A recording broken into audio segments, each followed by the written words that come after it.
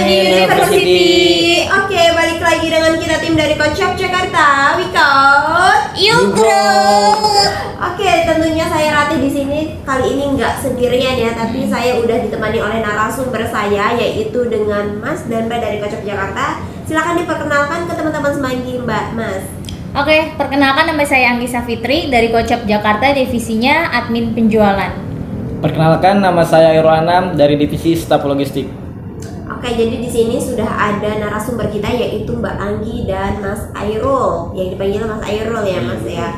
Gimana nih kabarnya, kerjaan lancar sejauh ini? Alhamdulillah lancar dan alhamdulillah banyak banget untuk pesanan-pesanan gitu ya, dengan promo-promo Imlek yang kemarin. Masya Allah ya, alhamdulillah. Gimana kalau dari tim logistik nih, Mas Airul? Lancar banget. Kemarin juga promo Imlek banyak packingan karena banyak yang membeli. Banyak banget, lancar ini. Alhamdulillah nih, udah berkah banget nih Kocap Jakarta. Semoga tiap hari begini ya. Amin. Lancar. Oke, jadi pada kesempatan kali ini kita akan bedah buku yang berjudul apa nih, Mas, Mbak? The Psychology. The Psychology of Money by Morgan Housel. Housel. Jadi kita akan bahas buku The Psychology of Money. Nah, kalau lihat judulnya ternyata psikologi. Kalau psikologi, kalau kita ngomongin psikologi biasanya kan berkenaan dengan kayak ya mental health kita gitu, lebih ke mental health kita gitu. Ternyata untuk uang pun ada ya psychology of money-nya gitu. Ini gimana sih, Mbak, maksudnya, Mas, untuk dari judulnya ini kayak psychology of money, itu maksudnya apa ya? Dari buku ini sih kesimpulannya itu kesuksesan dalam mengelola uang tidak selalu tentang apa yang Anda ketahui. Ini tentang bagaimana Anda berperilaku, dan perilaku itu sulit untuk diajarkan. Itu sih yang dari buku tersebut. Oh, berarti kayak lebih ke bagaimana perilaku kita terhadap uang gitu ya. Ini Mas dan Mbaknya gimana nih untuk ngatur keuangan, apa udah oke atau masih struggle? Masih, iya. Belajar. Masih dalam tahap belajar mengelola uang, karena kan mungkin kalau untuk wanita ya biasanya itu kalau misalnya nih kayak sering banget banyak banget godaan, sering kayak kebanyakan keinginan daripada kebutuhannya gitu sih, jadi harus mengelola lagi gitu. Tapi yang dipenuhin apa nih? Yang kan tabungannya udah bermiliar-miliar kan kita. Amin. Yang sebenarnya sih yang perlu diituin kan, yang perlu itu yang kebutuhan ya, baru yang keinginan. Kalau keinginan itu kayak nggak butuh-butuh banget dan nggak terlalu urgent gitu, lebih baik kesampingkan kan. Oke, kalau dari Mas Airul gimana nih sejauh ini untuk mengatur gajinya yang berpuluh-puluh juta itu? Amin, berpuluh-puluh juta. Ya masih dalam tahap belajar, Mbak. Kan masih muda juga, banyak godaan, anak muda apalagi cowok nongkrong mulu. Kalau lagi nongkrong teman-teman ya masih bisa tabung sedikit-sedikit. Walaupun gak banyak, Mbak. Tapi tetap ya saving setiap bulannya. Itu berapa persen sih, Mas? Kalau boleh tahu, kalau dari pendapatan berapa persen? Enggak, nanti sih, Mbak, kalau misalnya kebanyakan kalau kita keinginannya teman-teman ngajakin itu ya paling untuk nabungnya kayak dikit. Kalau misalnya teman-teman yang kurang, nabung juga nggak nentu. Oh, kalau berarti tuh Mas Airul tipe yang masih gue nabungnya sisaan gitu ya. Better nggak gitu sih? Iya. Kalau Mbak Anggi gimana? Apa udah ada target nih, gue sisihin ini buat jajan gue, ini buat ini? Kalau dari saya sendiri sih kebetulan kan ada cicilan ya, jadi mengkedepankan dulu tuh cicilan, terus nabung, baru sisanya buat kebutuhan. Oh gitu, bagus banget nih. Ini BTW cicilannya mobil ya, mobil Alphard. Oke, jadi kita kali ini akan bahas bab pertama. Bab kedua ya. Yang untuk judul subbabnya seperti apa, Mbak dan Mas? Di sini yang bab kedua itu kita akan membahas keberuntungan dan resiko. Tak ada yang sebagus atau sejelek kelihatannya. Keberuntungan dan resiko. Kalau ada keberuntungan, pasti ada resiko. Ya, jangan lupa kita juga punya resiko seperti itu mungkin ya. Oke, boleh diceritain, Mbak, kisah dari bab kedua ini, mungkin ada yang bisa disampaikan ke teman-teman Semanggi? Oke, dari bab 2 ini ada kisah cerita dari Bill Gates. Dia bersekolah di salah satu di antara segelintir SMA di dunia yang punya komputer. Dan di sini itu di buku ini ada sebuah kutipan, ada sebuah kata yang dia percaya bahwa belajar dari buku itu tak cukup tanpa pengalaman dunia nyata. Dia juga menyadari bahwa kami akan perlu tahu sesuatu mengenai komputer ketika kuliah. Jadi dari kata tersebut tuh menggambarkan kayak kita tuh belajar nggak cukup dari sebuah buku, tapi kita perlu pengalaman juga, perlu terjun juga ke pengalaman itu. Sebenarnya ada sebuah pepatah juga kan, pengalaman itu adalah guru terbesar untuk kita. Iya, Itu sih. Kalau menurut pandangan dari saya dari buku tersebut. Jadi maksudnya di kisah ini berarti Bill Gates ini beruntung telah sekolah di apa nama sekolahnya, Lakeside. Iya. Lakeside. Terus kemudian dia tuh di Lakeside ngapain aja sih Mbak sehingga dia bisa nyiptain Microsoft? Di Lakeside ini dia mempunyai komputer yang sangat canggih dan dia bisa mengoprak-aprikan itu komputer. Jadi dia bisa segede ini bisa mendirikan Microsoft. Saya tambahin sedikit dari Mbak Anggi. Kalau Bill Gates ini di sekolahnya pas itu dia belajar tanpa gurunya ngetahui. Jadi kayak udah pulang sekolah dia tetap belajar oleh teman-temannya mengetahui tentang komputer secara otodidak. Dan sampai sekarang dia bisa mendirikan Microsoft. Apalagi tahun lalu tuh kan nggak semua sekolah punya komputer gitu. Jadi Iya. dia memanfaatkan satu komputer yang ada di sekolahnya Iya. tersebut. Sampai larut. Nah, tapi dia punya nggak kayak partner untuk ngebangun Microsoft itu? Sebenarnya Bill Gates ini mempunyai partner yang bernama Ken Evans. Nah, Oke. di sekolah tersebut dia belajar bareng dengan Ken Evans ini ya Mas ya. Gitu. Dan sedikit saya menambahkan Evan ini itu murid paling pintar di sekolahnya dan si Bill Gates ini lah di bawah rata-rata di Evan ini, tapi si Bill Gates ini berteman lah, ingin mengetahui tentang nanya-nanya tentang si Ken dan dia selalu komputer berdua mengetahui tentang komputer sampai hingga dia kedepannya atau 5 tahun depannya ingin membuat komputer sendiri. Gitu Buat sih. program sendiri. Oke, jadi menarik banget ya. Jadi Ken dan Bill Gates ini memang bersahabat Iya, juga ya, bersahabat juga. dan membangun program sendiri yaitu Microsoft, cikal bakal Microsoft itu sendiri ya lebih tepatnya. Cuma yang diceritain di kisah ini kan tadi judulnya keberuntungan dan risiko. Ada nggak poin yang dari kisah ini tuh dari keberuntungan dan risiko tersebut yang mereka dapetin gitu? Oke. Kalau keberuntungan dari Bill Gates sendiri, kalau dari awal tuh Bill Gates tuh kayak orang yang biasa aja, tapi dia beruntung bisa masuk sekolah yang dimana masih banyak kurang komputer. Itu tuh sekolah ternama itu yang bernama Lakeside. Iya, Lakeside. Oh, jadi emang itu satu-satunya mungkin ya, satu-satunya itu sekolah ternama yang punya komputer karena di zaman dulu kan masih sedikit banget yang punya teknologi secanggih komputer, nggak kayak sekarang ya. Kemudian gimana tuh Mas dan Mbak? Untuk resiko sendiri ya, kan di sini ada keberuntungan dan resiko. Nah, si sahabatnya Bill Gates ini berbeda dengan si Bill Gates. Bill Gates mendapatkan keberuntungan, tapi si Ken Evans ini dia mendapatkan resiko. Nah, dia itu dia pintar dari Bill Gates ya, tapi dia mempunyai resiko. Akhirnya dia itu di dalam cerita ini dia mendaki sebuah gunung, pada akhirnya dia meninggal saat pendakian itu ya Mas ya.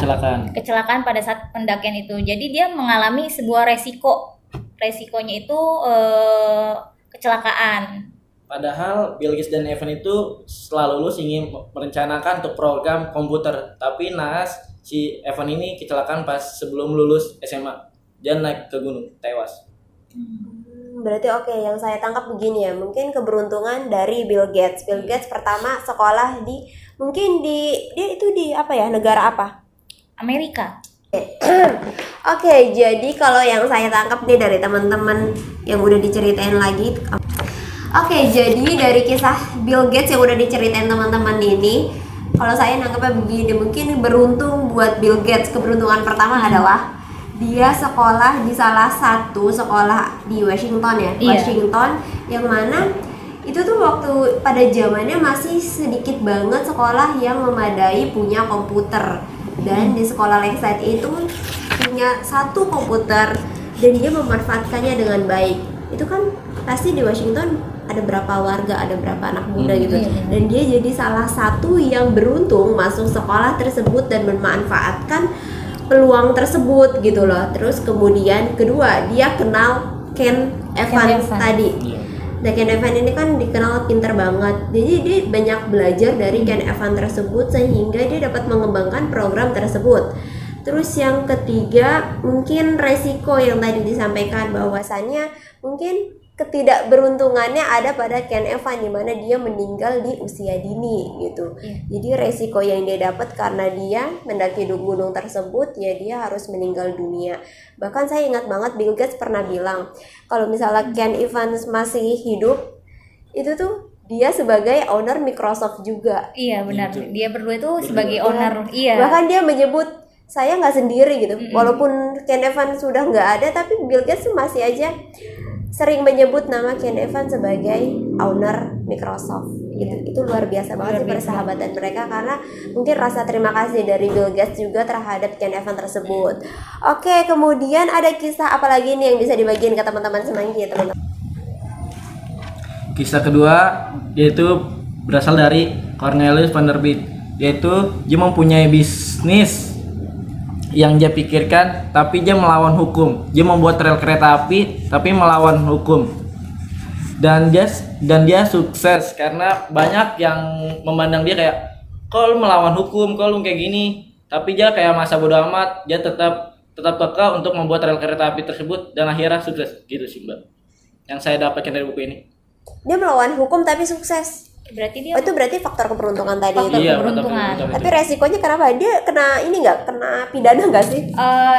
Di buku tersebut nggak kena pidana sih, tapi dia mendapatkan keberuntungan itu karena dia melawan hukum, tapi dia bisa sukses gitu loh.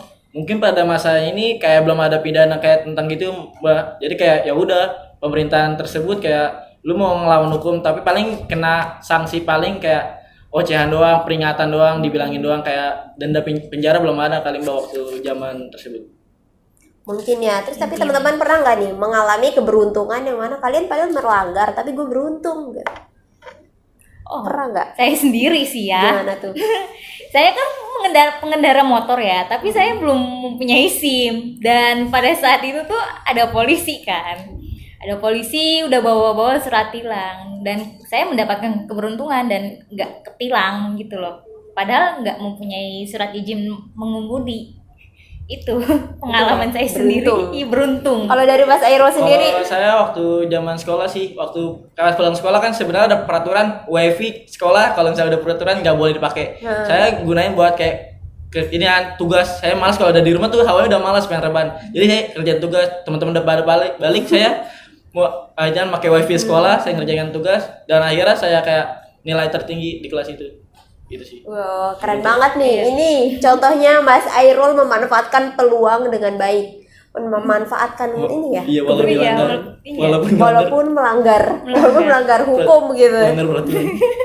Oke, jadi teman-teman kalau dari bab kedua ini ada nggak poin-poin nih kesimpulan yang bisa disampaikan ke teman-teman di Semanggi? Kalau menurut saya keberuntungan dan resiko emang sama. Di mana ada beruntung pasti ada resiko. Contohnya keberuntungan itu berarti kita berhasil. Nah, resikonya adalah kita dinilai oleh orang lain kayak, lu kayak gitu aja, nggak stuck aja. Padahal kita ya udah masa bodo amat, resiko oceh-ocehan orang-orang lain, tapi kita tetap bodo amat. Itu sih Mbak menurut saya.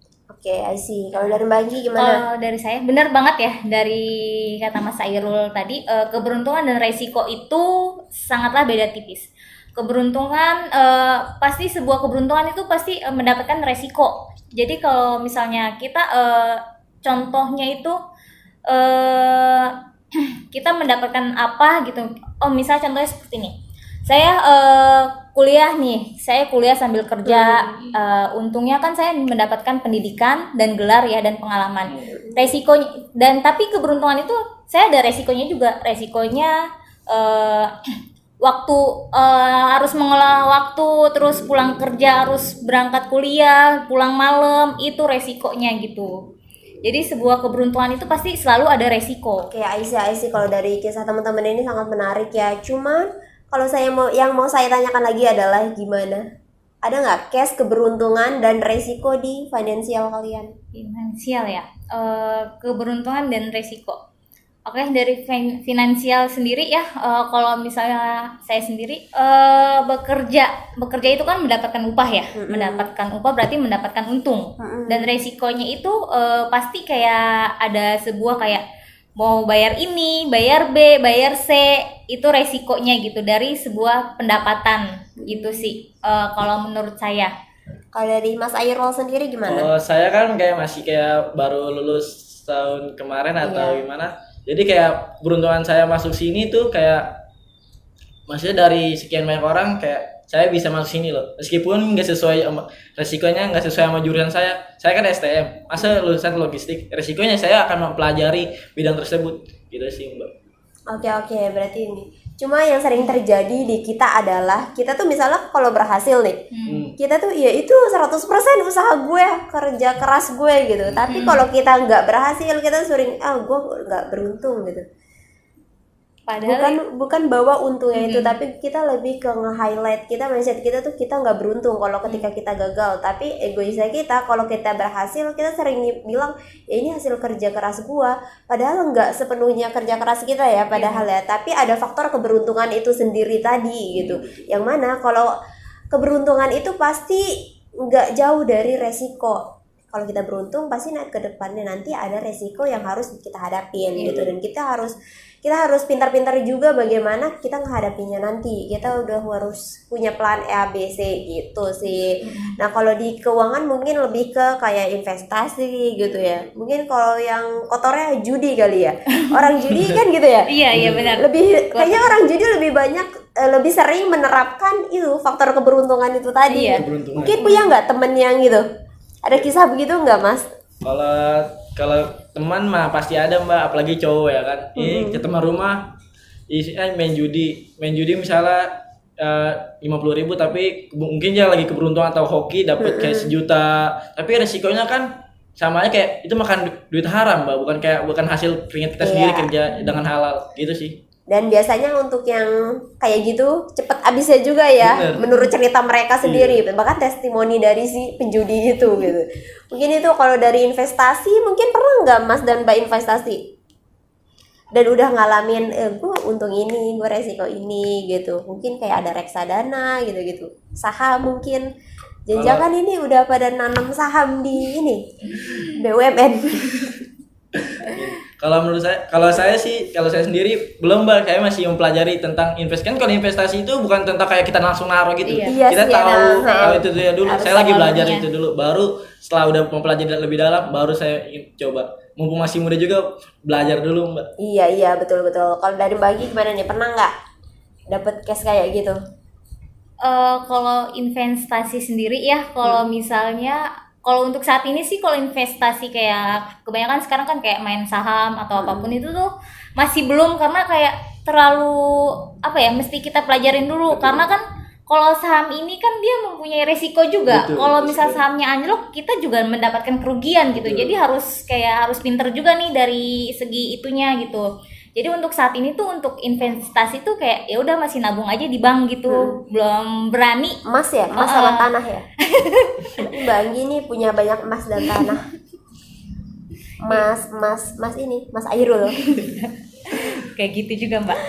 Oke, menarik banget ya pembahasan bab kedua ini merupakan bab awal dari buku The Psychology of Money, yang mana kita tuh udah ditanamin mindset nih sama buku tersebut, bahwasannya kita tuh ada faktor keberuntungan dan resiko dalam finansial juga gitu. Kayak Bill Gates tadi, dia menjadi kaya raya karena faktor keberuntungan di masa muda tersebut.